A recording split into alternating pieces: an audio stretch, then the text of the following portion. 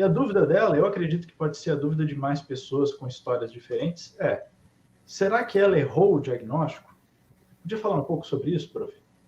E hoje ele tem 13 anos e evoluiu bem, mas tem baixa autoestima. Exatamente. Então, assim, nós sabemos que o diagnóstico da criança TEA não é simples assim.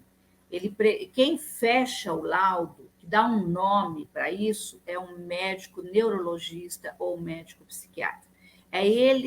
São eles que detêm esta informação sobre o desenvolvimento desta criança a nível de diagnóstico. Eles têm protocolos, que são o CID-10 e o DSM-5, que são 2 protocolos de avaliação da criança autista. Então, baseado nesses 2 instrumentos avaliativos, eles fecham o diagnóstico.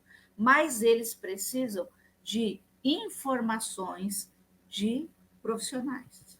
Sempre quando um médico, eu vejo assim, os médicos que eu conheço, ele fala assim, qual é o que o psicopedagogo fala?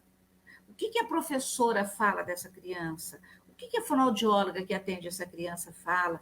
Qual é o aval do terapeuta ocupacional, de um fisioterapeuta que atende? Ele precisa de mais pistas. Muitas vezes, não estou dizendo que isso acontece, mas muitas vezes, pelo que eu tenho, pela minha experiência e pelo aquilo que eu tenho vivido junto às crianças autistas, é o seguinte: esta criança muitas vezes chega na área médica sem nenhuma pista, sem nenhum levantamento de hipótese. Então, quer dizer, um médico que vai ver uma criança durante meia hora, uma hora, ele não tem condições de fazer um diagnóstico. Então, daí ele vê a criança uma vez, ele volta a ver outra vez, principalmente no sistema público, que nós sabemos que não é culpa da área dos médicos, mas é culpa... não estamos aqui culpando ninguém, mas nós sabemos que o sistema de saúde tem que atender a todos, e com isso acaba atrasando muito essas crianças. Então, muitas vezes a criança passa uma vez, passa 2, passa 3, até que demora o diagnóstico. Vocês tiveram, há uns anos atrás, passou no Fantástico, vocês podem ir no YouTube, vocês vão ver esse Fantástico completo. Ele passou várias séries de crianças na busca do diagnóstico. E a gente percebeu, naquele tempo, que tinha uma criança que simplesmente se fechou o diagnóstico com 12 anos. E esses pais estavam em busca de novo de um diagnóstico para essa criança. Mas por que demorou? Demorou por causa da falta de informações de uma equipe multiprofissional que pode levantar. Eu, como profissional, eu levanto hipóteses. Olha, essa criança tem dificuldade da fala, essa criança tem um comportamento diferenciado, essa criança tem uma dificuldade no processamento sensorial, essa criança não olha nos olhos, ela brinca de uma forma diferente. Então, eu vou definindo quem é a criança. Quando nós pegamos um profissional, sejamos professores, sejamos profissionais da saúde, que nós descrevemos a criança, fica, sabe, Juju, fica muito mais fácil de você fechar um diagnóstico.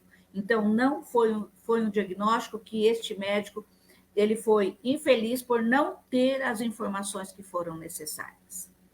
Estava errado? Provavelmente não. Tá? Então, a gente não pode, porque assim, nós não estamos junto com o médico, mas a gente vê que, às vezes, a falta de informações da área médica a respeito dessa criança, muitas vezes ocorre de informações erradas. Só vou contar um exemplo para vocês, que eu acompanhei uma criança, uma família, a respeito do diagnóstico.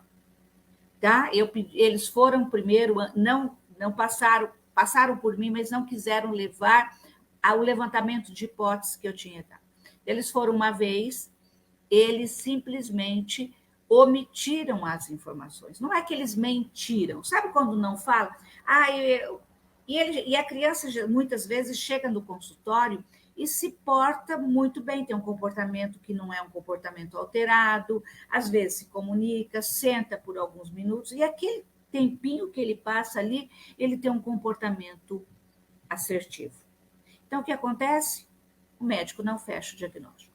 Foi a segunda vez, novamente sem levar as informações. Quando foi pela terceira vez que ele passou por mim e falou: professor, escreva quem é o meu filho.